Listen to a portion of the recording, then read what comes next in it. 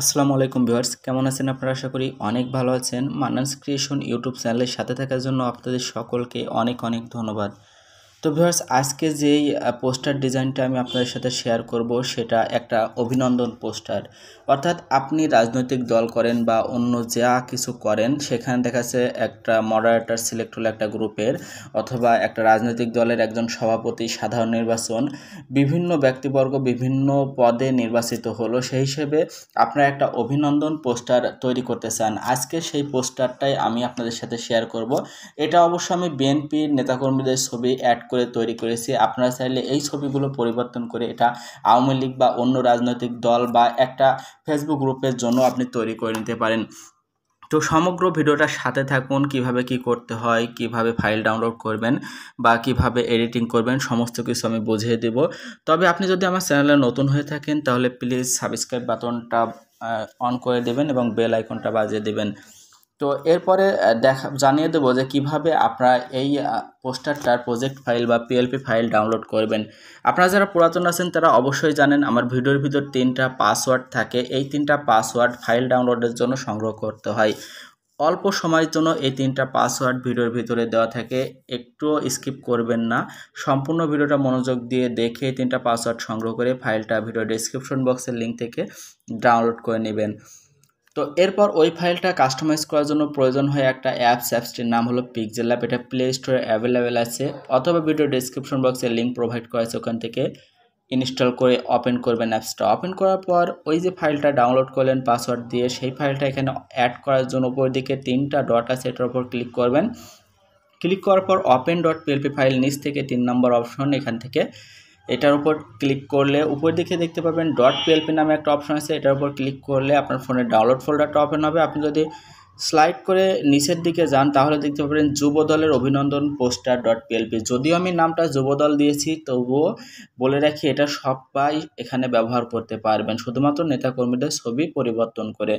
তো এটা আমি যুবদলের অভিনন্দন পোস্টার ও পিএলপির ওপর ক্লিক করলাম। এরপর ওপেন অ্যান্ড অ্যাডে ক্লিক করলে সুন্দরভাবে এটা পিক্সেল অ্যাপসের ভিতরে ওপেন হয়ে যাবে। তো এখানে যদি ফার্স্টে বলে দিচ্ছি এটা বিএনপির জন্য, তো এটা যারা বিএনপি আছেন তারা আওয়ামী লীগ কীভাবে করবেন সেটা ফার্স্টে দেখিয়ে দিই, বা অন্য দলে কিভাবে করবেন। তো ওটা করার জন্য প্লাস অপশন থেকে ফ্রম গ্যালারি থেকে আপনার দলীয় নেতাকর্মীদের ছবি অবশ্যই আনতে হবে। তো আমার এখানে আমি আওয়ামী লীগের নেতাকর্মীদের ছবি এখানে আছে, আমি সেখান থেকে আওয়ামী লীগের নেতাকর্মীদের ছবি নিয়ে আসছি। তো আমার যে ফোল্ডারে আছে আওয়ামী লীগের নেতাকর্মীদের ছবি, সেখান থেকে অ্যাড করব। আমি একটু নিচে যাই, তাহলে এই যে এখান থেকে আওয়ামী লীগের 3জন নেতাকর্মীর ছবি আমি এখান থেকে অ্যাড করে নিলাম, যেমনটা এখানে দেখতে পাচ্ছেন। তো এরপরে এখান থেকে আপনারা এইভাবে বসিয়ে দিবেন। বসিয়ে দেওয়ার পরে লেয়ার অপশনে চলে যাবেন। এই ছবিটা স্লাইড করে অভিনন্দন লেখার নিচে নিয়ে যাবেন। এই অভিনন্দন লেখার নিচে দেখতে পাচ্ছেন, অভিনন্দন লেখার নিচে এইভাবে নিয়ে চলে যাবেন।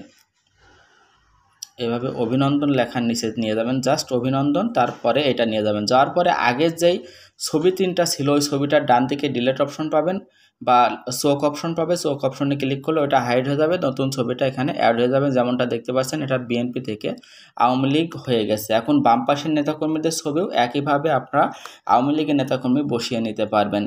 তো এরপরে আপনারা এই যে অভিনন্দনের পরে এখানে নিচেই নাম এবং যাকে আপনি অভিনন্দিত করবেন বা যাকে শুভেচ্ছা জানাবেন তার ছবিটা কিভাবে পরিবর্তন করবেন। তার ছবি পরিবর্তন করার জন্য ফ্রম গ্যালারি থেকে আপনি তার একটা ইমেজ নিয়ে আসবেন। আমি জাস্ট এখান থেকে বঙ্গবন্ধুর একটা ইমেজ নিয়ে এসে ডেমো হিসেবে দেখাই। তারপর এখান থেকে এটা ছোট করে নেবেন, এভাবে টিকমার্ক দিয়ে ওকে করে এটা একটু ছোট করে নেবেন। নেওয়ার পরে এখান থেকে লেয়ার অপশনে যাবেন। মাত্র যে ছবিটা আনলেন তার বাম পাশে 8টা ডট আছে, এটা চেপে ধরে আগে ছবিটার কাছে নিয়ে যাবেন। যে আগে আমার ছবি সবার ব্যাকে আছে, এই ছবিটার কাছে নিয়ে যাবেন। এখন আগের ছবিটার ডান দিকে নিচেই আগের ছবিটার ডান দিকে দেখবেন চোখ অপশন আছে, এখানে ক্লিক করলে আগের ছবিটা হাইড হয়ে গেল, নতুন বঙ্গবন্ধু ছবিটা অ্যাড হয়ে গেল। এইভাবে আপনি এখানে সৌজন্য ছবিটা বা যাকে শুভেচ্ছা জানাতে চান তার ছবিটা পরিবর্তন করতে পারবেন।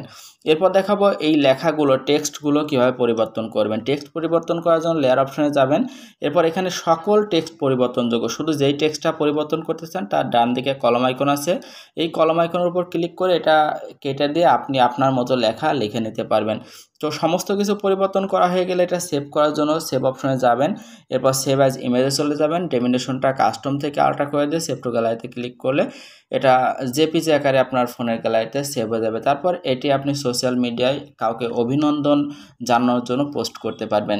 তো আশা করি বুঝতে পারছেন, বুঝতে পারলে অবশ্যই ভিডিওতে একটা লাইক করবেন, কমেন্ট করবেন, বন্ধুদের সাথে শেয়ার করবেন, আর পরবর্তীতে কী ধরনের ভিডিও চান সেটা কাইন্ডলি কমেন্ট করে জানাবেন। তো ভালো থাকবেন, সুস্থ থাকবেন, আর ধন্যবাদ সকলকে।